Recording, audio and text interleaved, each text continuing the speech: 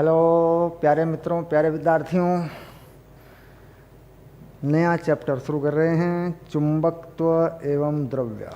चुंबकत्व एवं द्रव्य, मैग्नेटिज्म एंड मैटर, यानी चुंबकत्व किस तरीके से है, चुंबक कैसे है, और द्रव्य यानी पदार्थों में जो चुंबकीय गुण होते हैं उनके बारे में इस अध्याय में आपकी जानकारी है। और ये अध्याय नंबर है 5 और ये है मेरे पास NCERT। ओके, तो बात आती है चुंबकीय परिघटना प्रकृति में सार्वभौमिक है, सबसे पहली बात।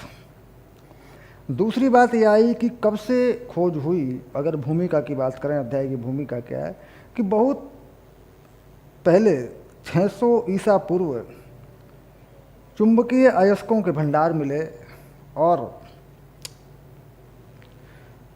यहाँ पर क्या हुआ कि गडरियों ने शिकायत की कि उनके लकड़ी के जूते जिनमें लोहे की कीलें लगी हुई थी कई बार ज़मीन पर चिपक जाते थे। लोहे की टोपी चढ़ी उनकी लाठी भी इसी प्रकार प्रभावित होती थी।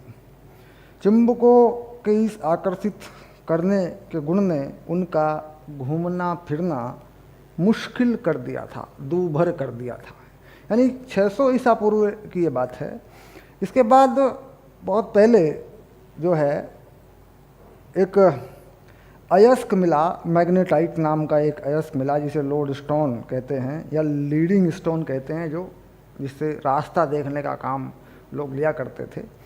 और चीन में 4000 साल पुरानी सम्राट हेंग ती की विजय गाथा है, जिसमें उसके रथ पर एक व्यक्ति इस तरीके से बनाया गया, एक चुंबक लगाई गई उसके रथ पर, जो कि इशारा करता था चुंबक के उत्तरी ध्रुव या दक्षिणी ध्रुव के हिसाब से लगाई गई। लेकिन अब ये बात चलती रही, चुंबक सबसे पहले मिल गया चुंबक, और उससे छड़ चुंबक जिसे कहते हैं, छड़ चुंबक यानी बार मैग्नेट, चुंबक का एक टुकड़ा। ये चुंबक का एक टुकड़ा मिला हुआ टुकड़ा है, अभी चुंबक बनी नहीं है। आज के समय में चुंबक बन जाती है, विद्युत से बना लेते हैं, इलेक्ट्रोमैग्नेट बोलते हैं उसको, यानी लोहे को किसी चुंबक के क्षेत्र में रख दें तो उसमें चुंबकत्व आ जाता है। ये आज की बात है।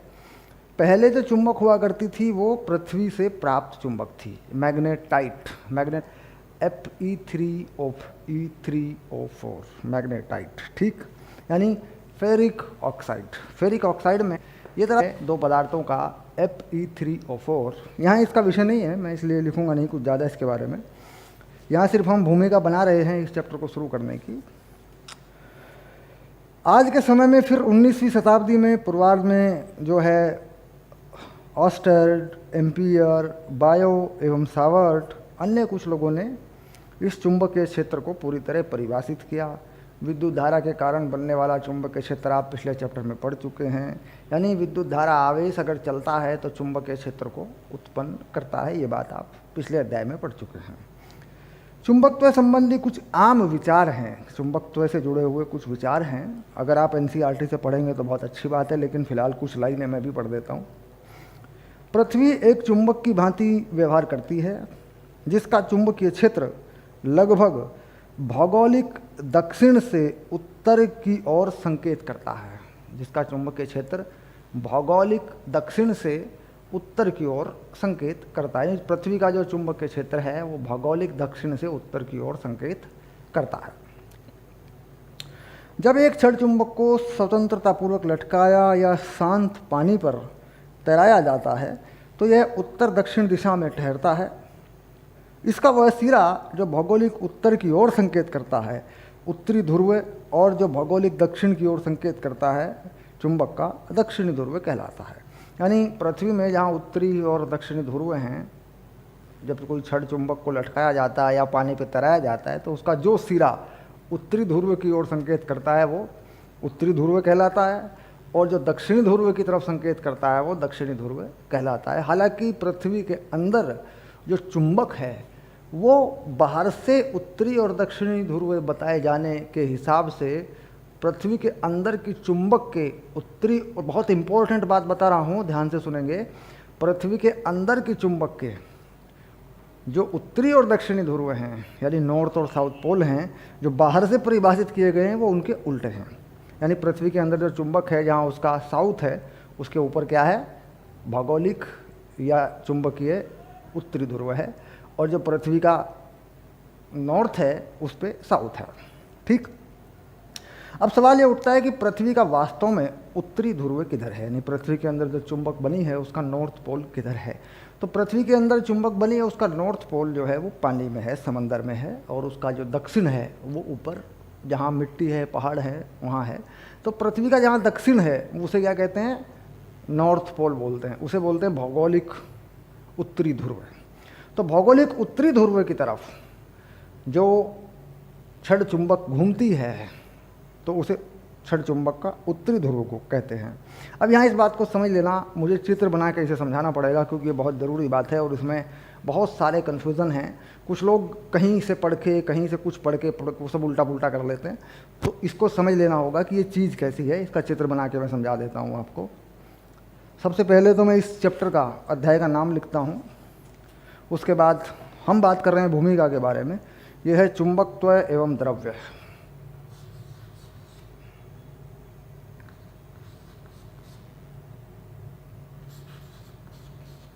चुंबकत्व एवं द्रव्य,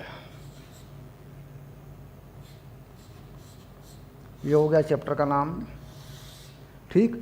हम बात कर रहे हैं भूमिका की,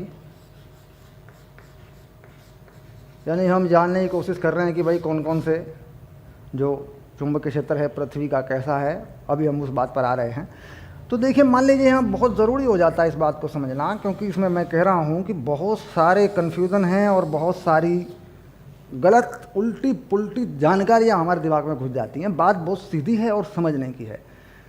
मान लीजिए ये पृथ्वी का व्यास है, ऐसे ये पृथ्वी का व्यास है।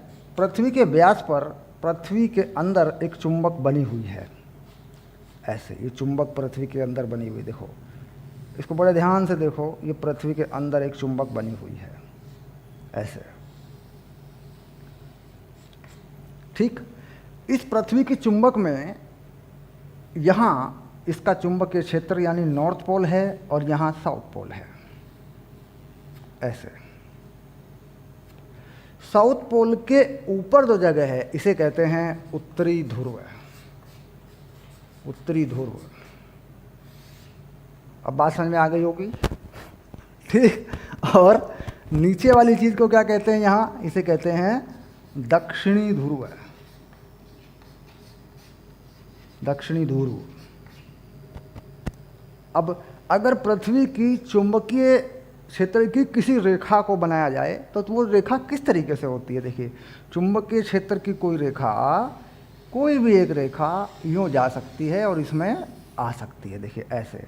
और अंदर की तरफ ये रेखा चुंबकीय क्षेत्र की इसके अंदर यूँ जा सकती है, यहाँ से यूँ आ सकती है। ये है एक चुंबकीय क्षेत्र की रेखा है। ठीक।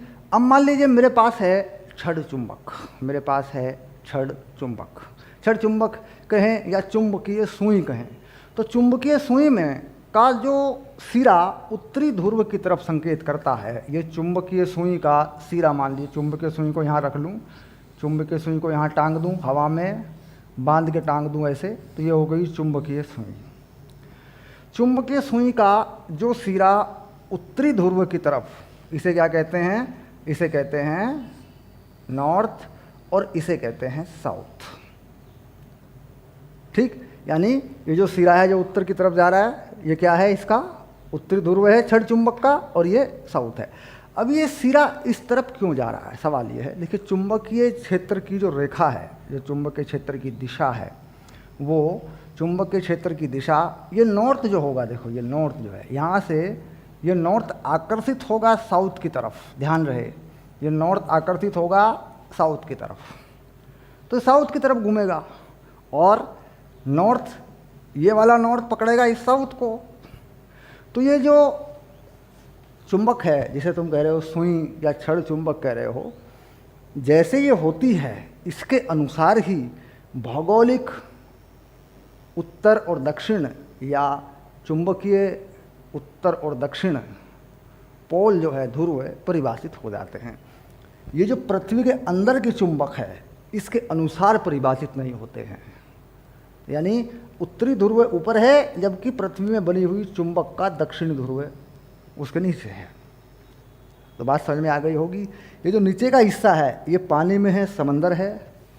और अगर मैं इसका एक लेटीट्यूड बना दूं, लेटीट्यूड से मतलब एक इसके अक्ष पे एक समानांतर ऐसी रेखा खींच दूं जो इसके रोटेशन अक्ष या घूमने के अक्ष के समानांतर एक तल में एक रेखा हो जाए, क्योंकि ये सूर्य के चारों तरफ घूमती है इस तरीके से। तो यहाँ पर अगर आप देखें तो ये चुंबकीय क्षेत्र जो है इस पृथ्वी में क्षैतिज के समानांतर हो जाता है, क्योंकि क्षैतिज ये बनेगा। भाई हम तो यहाँ खड़े हैं, मान लो हम तो यहाँ खड़े हैं, सपोज सी बात है हम यहाँ खड़े हैं, तो क्षैतिज दिशा में आ जाएगा यहाँ पे तो ठीक, और वहाँ लंबवत हो जाएगा, यूँ इसमें घुसेगा, देखो आगे सीधा। यहाँ पे क्षैतिज ऐसे बनेगा तो ये लंबवत हो जाएगा। यानी जो ध्रुव होते हैं उनमें चुंबकीय क्षेत्र की दिशा पृथ्वी के पृष्ठ से या उसके जो भी धरातल है क्षैतिज के लंबवत होती है। अब मान लीजिए हमारी जो लोकेशन है, अगर मैं भारत के हिसाब से बात करूं तो हमारी लोकेशन लगभग यहाँ पर है। हम यहाँ पर होते हैं, इस जगह पर हम होते हैं ठीक। तो अगर हम अपने तरीके से देखें तो चुंबकीय क्षेत्र की रेखाएं यूँ निकल के इस तरीके से हम साउथ पोल में, नॉर्थ पोल से साउथ पोल में जाती हैं। अब अगर हम किसी चुंबकीय सुई को यहाँ टिका देते हैं तो उसका नॉर्थ साउथ पोल की तरफ आकर्षित होगा और वो उत्तरी ध्रुव की तरफ इशारा कर देगा ठीक। तो समझ में आ रही होगी बात। यहाँ इतनी बात समझनी है, हम लोग भूगोल नहीं पढ़ेंगे, ये पूरा भूगोल में बहुत सारी चीज़ें होती हैं। तो हम समझ रहे हैं बस इतना कि ये जो क्षण चुंबक है या चुंबकीय सुई है, इसका नॉर्थ जो है उत्तरी ध्रुव की तरफ इशारा करता है। समझ में आ गई। अब इस क्षण चुंबक पे अगर मैं यहाँ नॉर्थ लिख दूँ, क्षण चुंबक पे क्या लिख दूँ, जो उत्तरी ध्रुव की तरफ घूमी उस पर नॉर्थ लिख दूँ, इस पे साउथ लिख दूँ, तो इसी क्षण चुंबक से क्या बना लेते हैं, चुंबकीय सुई। यानी चुंबकीय सुई क्या है, एक क्षण चुंबक का हिस्सा है, किस तरफ घूमता है, किस तरफ दिशा बताता है ठीक।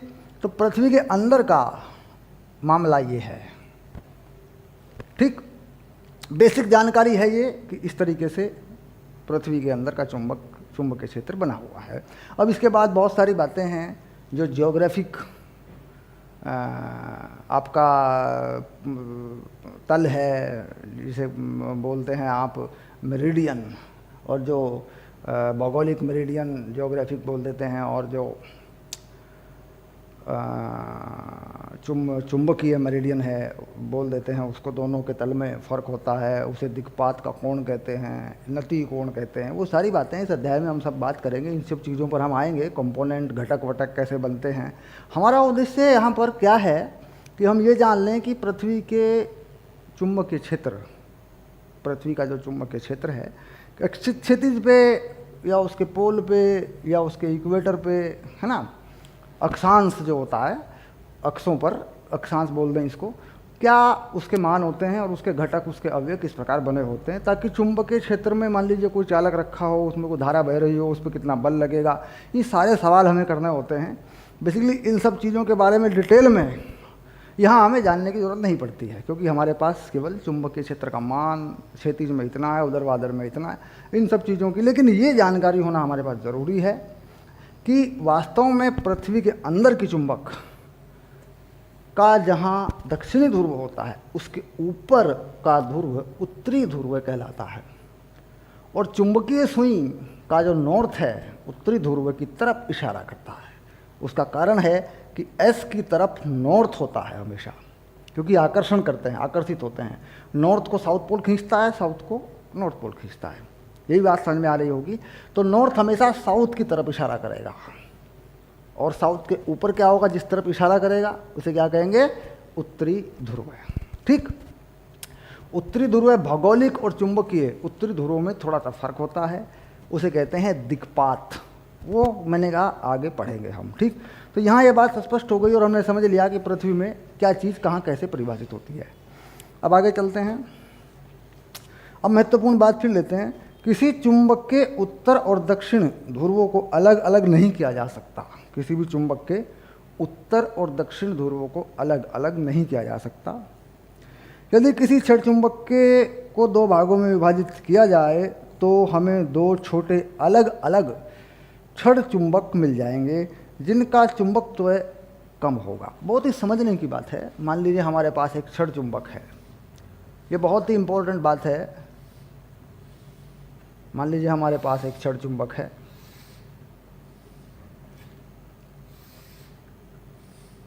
इसका मान लीजिए ये नॉर्थ पोल है और ये इसका साउथ पोल है। ऐसे मान लीजिए मैं इसे बीच में से काट दूं, इसे बीच में से काट दूं और इसके दो हिस्से कर दूं, तो कह रहा है ये नॉर्थ और साउथ पोल अलग अलग नहीं होंगे, बल्कि आपके पास दो चुंबक बन जाएंगे जिनका चुंबकत्व कम होगा। तो इसका मतलब अगर इन्हें काट दूं तो नॉर्थ नॉर्थ रहेगा, साउथ साउथ रहेगा, यहाँ नया साउथ बन जाएगा, यहाँ नॉर्थ बन जाएगा। तो कुल मिला के ये दो चुंबक बन जाएंगे मेरे पास कुछ इस तरीके से। देखो एक चुंबक ये बन गया ऐसे, ये नॉर्थ बना रहा, ये उस दूसरे चुंबक का साउथ हो गया। दूसरे वाले को अलग कर दूं बिल्कुल, एक चुंबक ये बन गया। बड़ा अच्छा चैप्टर है, बहुत ही बढ़िया चैप्टर है। ये बन गया नॉर्थ साउथ, ये नॉर्थ बन जाएगा और ये साउथ बन जाएगा।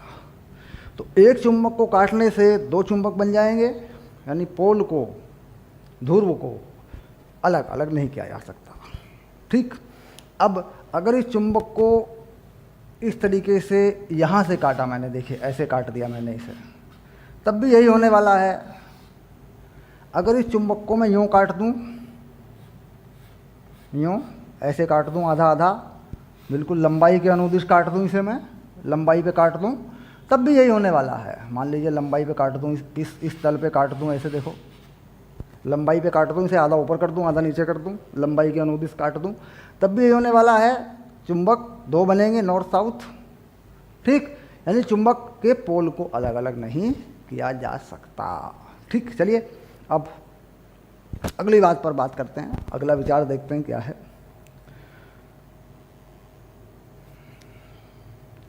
विद्युत आवेशों की तरह विलगित चुंबकीय उत्तरी या दक्षिण ध्रुव को, जिन्हें चुंबकीय एक ध्रुव कहते हैं, का अस्तित्व नहीं है। यानी चुंबक का एक ध्रुव नहीं हो सकता, उसका कोई अस्तित्व नहीं होता। लोहों और इसके मिश्र धातुओं से चुंबक बनाने संभव हैं। यानी जो लोहा है और उसकी जो मिश्र धातु हैं, अलॉय बोलते हैं अंग्रेजी में, उनसे चुंबक बनाना संभव है, उनसे चुंबक बन जाती है। अब तीसरी जो पदार्थ हैं, कौन कौन से पदार्थ हैं जिनमें चुंबक या चुंबकत्व के गुण होते हैं, इन्होंने बताए हैं। इस चैप्टर में हम पढ़ेंगे अणुचुंबकत्व, प्रतिचुंबकत्व, लोह चुंबकत्व है, इनके बारे में हम पढ़ेंगे। ठीक, अब इन्होंने परिभाषित कर दिया आगे छड़ चुंबक, यानी एनसीईआरटी में बताया इन्होंने आगे कि छड़ चुंबक क्या है। तो छड़ चुंबक क्या है? चुंबक, कोई चुंबक ले लें, उसको एक छड़ के रूप में बना लें उसको, तो उसका एक सिरा नॉर्थ, इसे क्या कहते हैं? उत्तरी ध्रुव, और इसे क्या कहेंगे? दक्षिणी ध्रुव। ठीक, तो बस यही हो गया छड़ चुंबक। छड़ चुंबक चुंबक का एक टुकड़ा है जिसमें दो ध्रुव होते हैं। छड़ चुंबक में का जो अनुप्रस्थ काट का क्षेत्रफल है, ये जो अनुप्रस्थ काट का क्षेत्रफल है ना, ये पूरी का एक समान होना चाहिए। छड़ चुंबक में ये पूरी का एक समान माना जाता है। ठीक, तो एक समान रूप से एक छड़ ऐसी बना ली जाए जिसका एक ध्रुव उत्तर हो, एक दक्षिण, उन्हें परिभाषित कर लिया जाए, तो चुंबक के ऐसे टुकड़े को छड़ चुंबक कहते हैं। ठीक, यानी शर्त क्या बनाई छड़ चुंबक में हमने कि एक समान अनुप्रस्थ काट का, एक समान अनुप्रस्थ काट का चुंबक का एक टुकड़ा छड़ के रूप में अगर ले लिया जाए तो उसे कह देते हैं छड़ चुंबक, जिसके उत्तरी ध्रुव और दक्षिणी ध्रुव बता दिए जाएं, परिभाषित कर दिए जाएं, उसके ऊपर लिख दिया जाए। अब मान लीजिए हमने टुकड़ा तो ले लिया, लेकिन हमें नहीं पता नॉर्थ किधर है, साउथ किधर है, उत्तरी, तो तब तक छड़ चुंबक नहीं कहेंगे हम उसको। छड़ चुंबक का मतलब उसके उत्तरी और दक्षिणी ध्रुव परिभाषित होने चाहिए और एक समान अनुप्रस्थ काट का एक चुंबक का टुकड़ा होना चाहिए। ठीक, उसे कहते हैं छड़ चुंबक। और छड़ चुंबक की जो लंबाई है वो सीमित लंबाई होनी चाहिए। ऐसा नहीं है कि हम 1 मीटर लंबी छड़ चुंबक बना लें। छड़ चुंबक की जो लंबाई है वो सीमित लंबाई होनी चाहिए। सीमित लंबाई यानी 5, 7, 10 सेंटीमीटर तक की सीमित लंबाई, जो हाथ की लंबाई के अनुसार हो, यानी हाथ में आ जाए आराम से छड़ चुंबक का टुकड़ा, उसे हम कह सकते हैं छड़ चुंबक। ठीक, लंबाई कितनी होनी चाहिए इस पर कोई ऐसा विशेष नियम नहीं है, लंबाई तो कुछ भी कर सकते हैं आप, लेकिन सामान्यतया छड़ चुंबक जो कही जाती है उसका नियम क्या हो गया कि उसके ध्रुव परिभाषित हों और एक समान अनुप्रस्थ काट का वो चुंबक का टुकड़ा हो, बस। अब चुंबकीय क्षेत्र रेखाएं, दूसरी बात आ गई, चुंबकीय क्षेत्र रेखाएं। अब इसके बारे में जानेंगे, चुंबकीय क्षेत्र रेखाएं।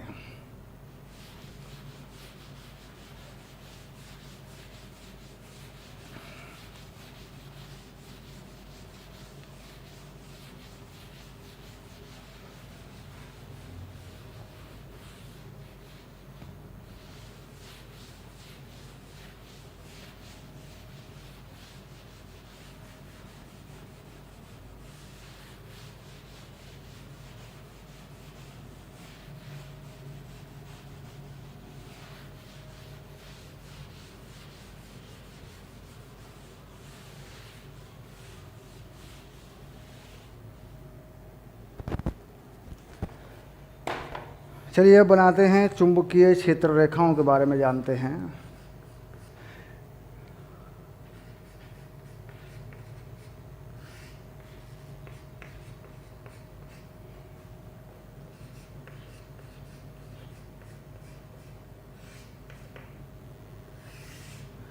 चुंबकीय क्षेत्र रेखाएं उत्तरी ध्रुव से निकलती हैं और दक्षिणी ध्रुव में चली जाती हैं। ठीक, एक तो ये बात है, किसी भी चुंबक के लिए अगर चुंबकीय क्षेत्र रेखाएं बनाते हैं, देखो यहाँ पे मान लीजिए हम कोई चुंबक बना लें, ऐसे फिर से बनाते हैं एक मैग्नेट को, ये इसका उत्तरी ध्रुव मान लेते हैं और ये दक्षिणी ध्रुव मान लेते हैं। बाहर के लिए चुंबकीय क्षेत्र की रेखाएं उत्तर से दक्षिण में जाती हैं और अंदर की तरफ दक्षिण से उत्तर में आती हैं। ये देखिए, ये चुंबकीय क्षेत्र रेखा है। बहुत सारी रेखाएं होंगी, इसके चारों तरफ चुंबकीय क्षेत्र रेखाएं होंगी। इधर से देखें दूसरी तरफ से तो इधर के लिए भी एक बना सकते हैं ताकि हमें पता लगे मामला, तो ये इस तरीके से भी बना सकते हैं। ये देखिए ऐसा। ठीक, चुंबकीय क्षेत्र रेखा का विलोपन नहीं होता, गायब नहीं होती है। ठीक, यानी जितनी चुंबकीय क्षेत्र की रेखाएं उत्तरी ध्रुव से निकलती हैं उतनी ही बाहर के लिए साउथ पोल में या दक्षिण ध्रुव में पहुंचती हैं। अंदर भी उतनी ही, चुंबक के अंदर भी उतनी ही चुंबकीय रेखाएं होती हैं। यानी चुंबकीय रेखा का विलोपन नहीं होता, वो गायब नहीं होती है। ठीक, दूसरी बात, चुंबकीय रेखा एक संतत वक्र है। ठीक, चुंबकीय रेखा क्या है, देखो सबसे बढ़िया बात क्या है, चुंबकीय रेखा एक संतत वक्र है। ठीक, ये बात सही। एक इसके साथ एक महत्वपूर्ण बात ये है, संतत वक्र है और बंद पाश है। क्या कह रहे हैं, क्या है चुंबकीय रेखा, बंद पाश है, बंद पाश। पाश को अंग्रेजी में बोल देते हैं, बंद पाश को क्लोज्ड लूप। यहाँ पर एक भिन्नता है विद्युत क्षेत्र से। विद्युत क्षेत्र भी एक संतत वक्र है, लेकिन विद्युत क्षेत्र बंद पाश नहीं है। विद्युत क्षेत्र में क्या होता है, धनात्मक या पॉजिटिव चार्ज से रेखाएं निकलती हैं विद्युत क्षेत्र की और ऋणात्मक में जाके ख़त्म हो जाती हैं। यहाँ ऐसा नहीं है। ठीक, यहाँ पर नॉर्थ से रेखाएं निकलेंगी, साउथ में जाएंगी और अंदर से घूमते हुए वापस नॉर्थ में आ जाएंगी। तो आप देख रहे हैं कि हर चुंबकीय क्षेत्र की रेखा एक बंद पाश है, एक क्लोज लूप है, संतत वक्र है, कहीं भी नहीं टूटेगी, लगातार रहेगी। इसे कहते हैं कॉन्टिन्यूअस कर्व। संतत वक्र को क्या बोलते हैं अंग्रेजी में, थोड़ा सा अंग्रेजी को भी समझा करें, continuous curve, continuous curve. Okay,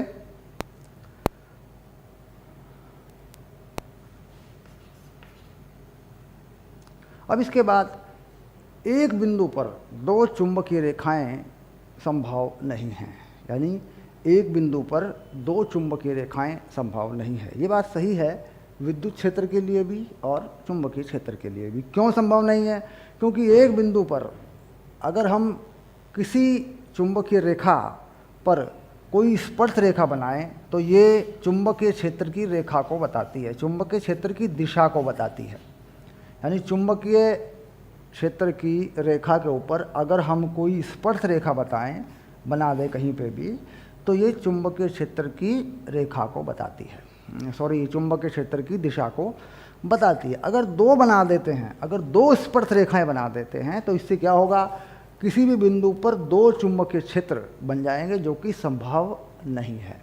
यानी दो चुंबकीय क्षेत्र की रेखाएं एक ही बिंदु पर नहीं होती या एक दूसरे को नहीं काटती, ये एक ही बात है। ठीक, तो ये हो गई चुंबकीय क्षेत्र की रेखाएं और उसके महत्वपूर्ण और इम्पोर्टेंट पॉइंट आपने समझ लिए कि भाई संतत वक्र हैं, कॉन्टिन्यूअस कर्व हैं, बंद पास हैं, क्लोज लूप हैं, एक ही बिंदु पर दो चुंबकीय क्षेत्र नहीं हो सकते, उसकी दिशाएं दो नहीं हो सकती, क्योंकि एक ही बिंदु पर दो स्पर्श रेखाएं हो जाने से दो दिशाएं बन जाएंगी, जो कि संभव नहीं है।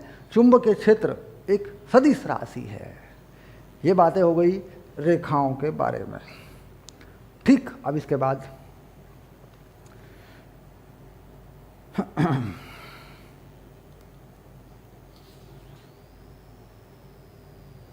अब यहाँ बहुत इंपॉर्टेंट बात आ गई है।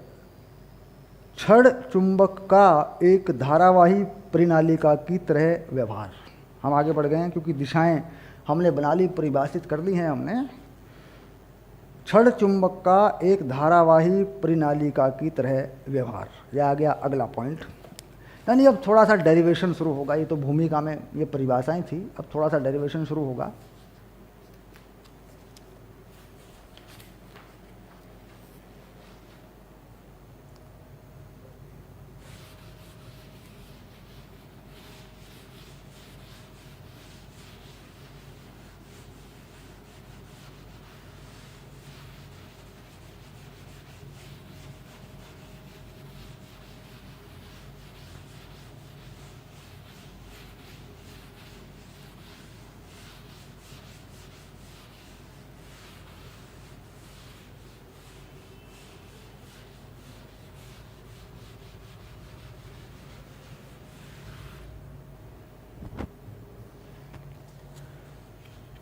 छड़ चुंबक का एक धारावाही परिनालिका की तरह व्यवहार। अगला हेडिंग आ गया हमारे पास, छड़ चुंबक का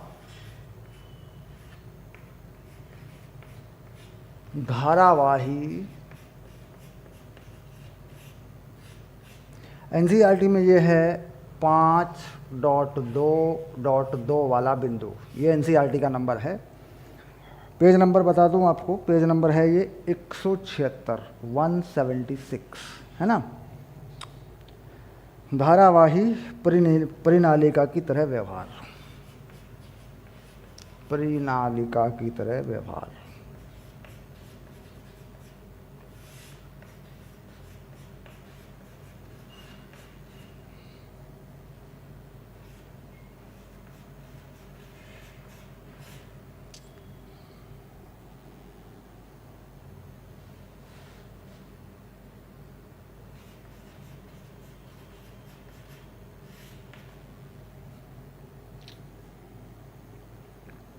चलिए अब इस चीज़ को समझ लेते हैं, और ये चूंकि मामला मैथमेटिकल है, ठीक, तो इसको समझते हैं। अब यहाँ से हमारा थोड़ा सा गणित शुरू होता है, चैप्टर का जो गणितीय रूप है वो शुरू होता है। ठीक, अब यहाँ बना लेते हैं एक परिनालिका, और परिनालिका का जो चुंबकीय क्षेत्र है उसे परिभाषित करते हैं और उसे देखते हैं कि छड़ चुंबक का जो चुंबकीय क्षेत्र बनेगा उससे वो सूत्र मिलता जुलता होगा। ठीक, अब मान लीजिए बनाते हैं कोई परिनालिका। देखिए परिनालिका बनाने के लिए क्या करते हैं, इस तरीके से थोड़ा सा हाँ ऐसे, यूँ देखिए, ये बनाई मैंने एक परिनालिका, ऐसे बना ली मैंने ये यूँ। ठीक,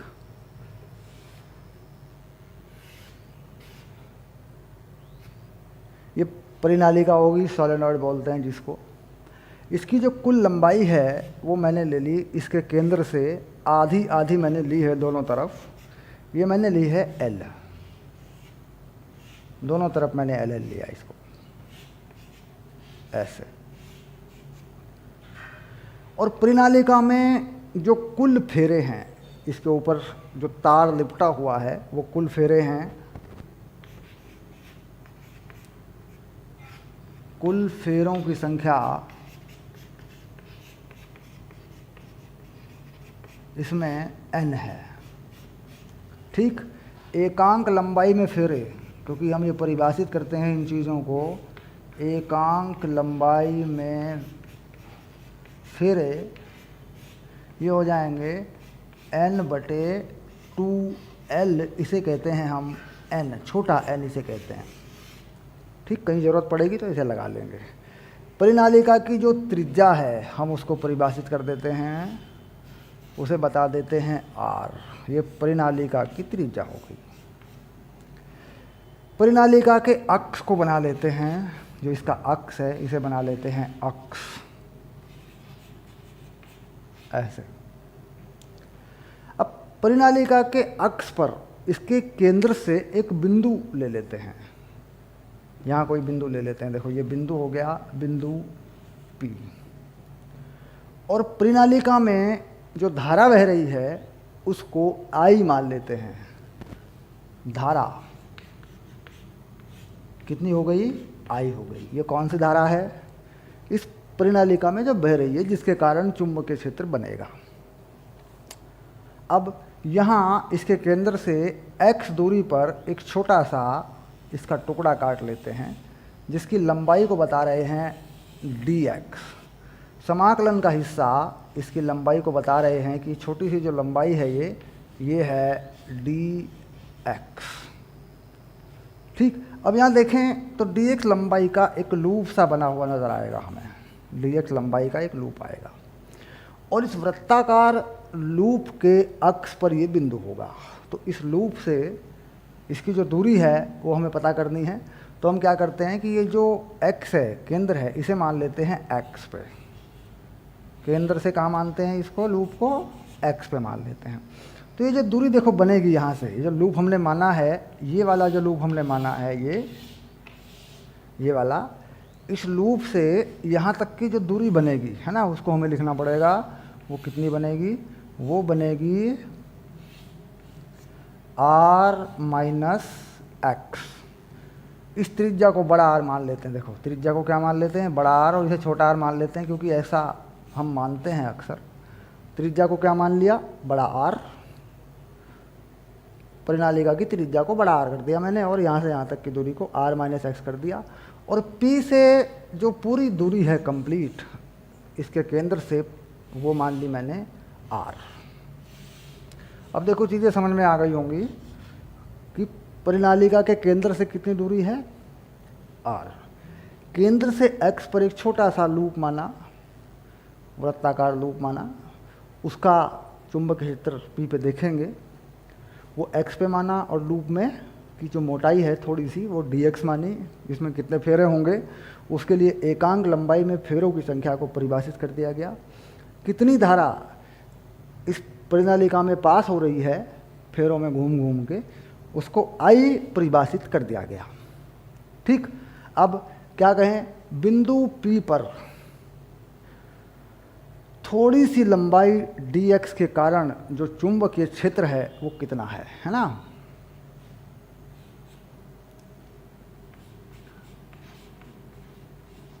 बिंदु P पर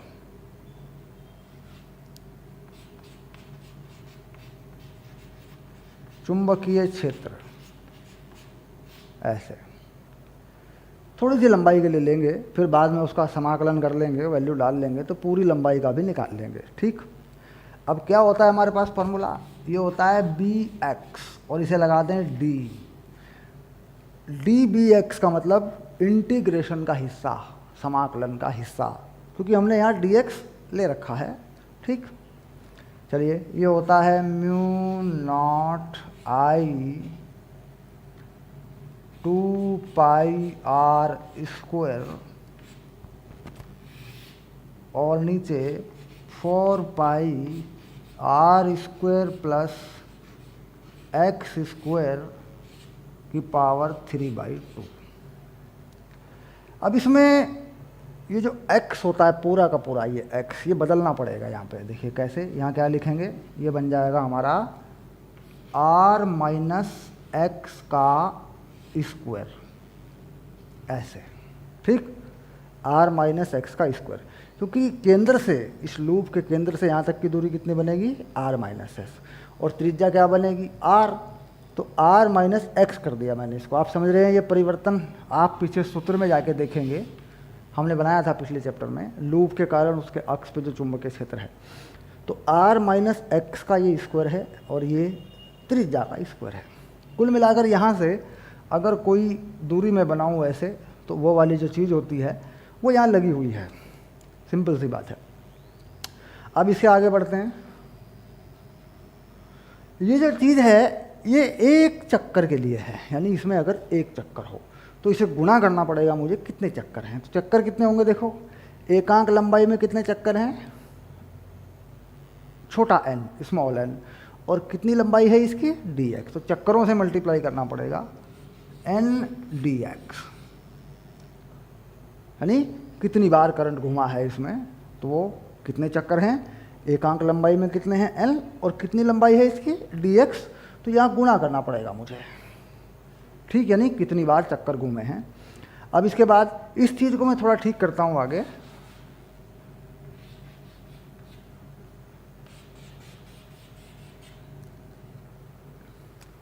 अब यहाँ पर हम देख रहे हैं कि अगर हम इसे छड़ चुंबक की तरह इस्तेमाल करना चाहते हैं तो हमें एक शर्त लगानी पड़ेगी इसमें।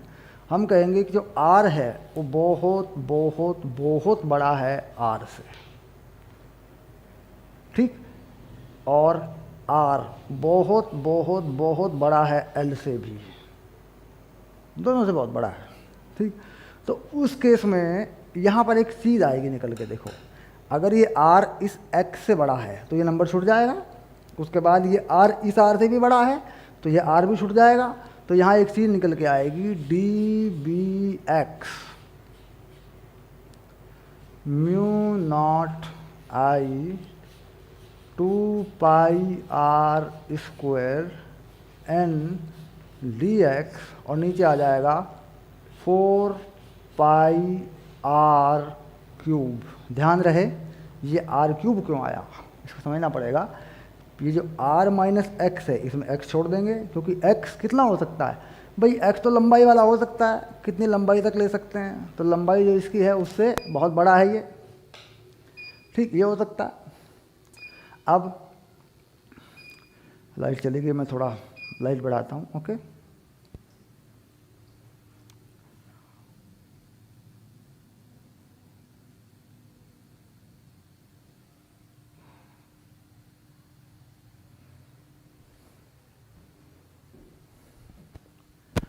तो ये जो है चीज़ जो आ गई 4/4 इसका देखो पाई मत काटना यहाँ से, ये जो पाई है यहाँ से नहीं काटना इसको, ठीक, क्योंकि हमें जहाँ हम इसे ले जा रहे हैं वहाँ नीचे पाई रहता है, ठीक है।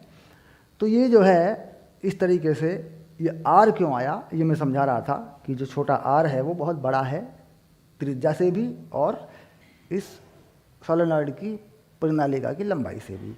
लंबाई में ही मैंने थोड़ा सा परिवर्तन लिया था dx x, तो यानी कि ये R जो है अकेला यही बचेगा अगर मैं इस शर्त को लागू कर दूं, R बहुत बड़ा है त्रिज्या से, R बहुत बड़ा है लंबाई से, ठीक है।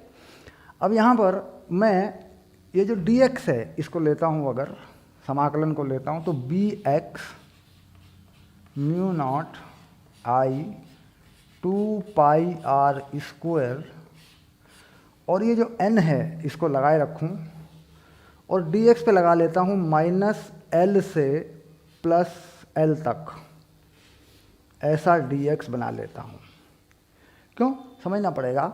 यहाँ पर देखते हैं ये जो भाई देखो x है, ये जो x है, ये x यहाँ से लेकर यहाँ तक ये x है, ये x जो है ये dx शुरू कहाँ से होता है, देखो -L से शुरू होता है, और कहाँ तक आगे कितना फैला हुआ है, कितनी है प्रणालिका, प्लस एल तक है। तो ये समाकलन की सीमा है -L से +L तक, ये dx है, ठीक, जिसमें फेरे हैं, चक्करों की संख्या है या धारा प्रवाहित हो रही है।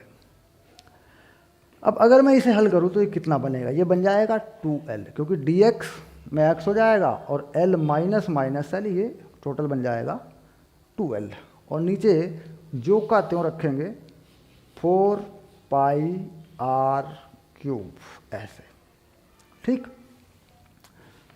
तो bx μ0 I 2πr², और ये बन गया n × 2L, n गुना 2L। 2L किसका बना दिया मैंने, इस चीज़ को मैंने 2L बना दिया, देखो इस चीज़ को मैंने 2L बना दिया। अब यहाँ देखा जाए तो देखो, यहाँ से देखें, अगर कुल फेरों की बात करें, कुल चक्कर कितने हैं, तो n गुना 2L हैं, तो यानी इसकी जगह पे हम बड़ा N लिख सकते हैं, कुल फेरों की संख्या लिख सकते हैं।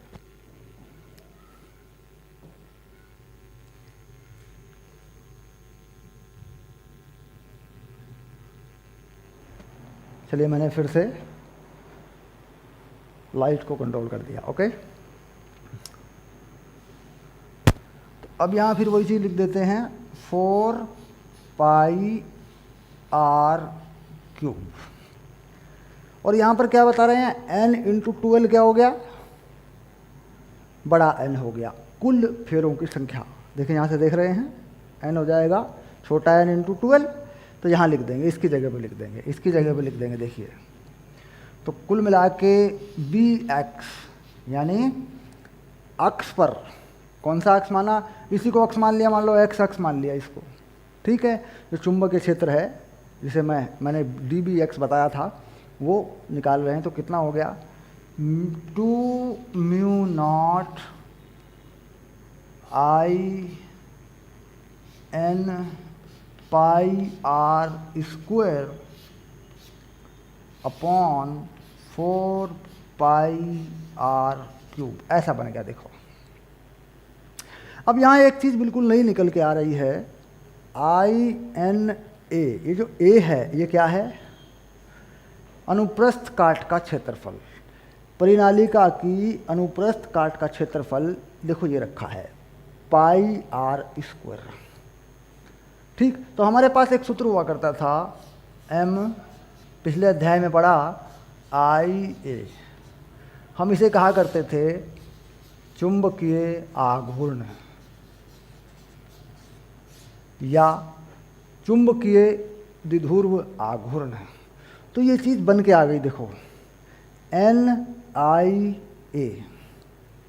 अब यानी कि अगर मैं इसे लिख दूं, इस चीज़ को यहाँ से हटा लूँ और इसे लिख दूं, इसे पहले A लिख दूं, देखो मैं इसे पहले A लिखूंगा, ये लिख दिया मैंने A। परिनालिका की अनुप्रस्थ काट का क्षेत्रफल πr²। अब इसे हटा लूँ मैं यहाँ से, अब मैं क्या लिखूँ इसकी जगह पे, अब मैं इसकी जगह पे m लिखूँगा, देखो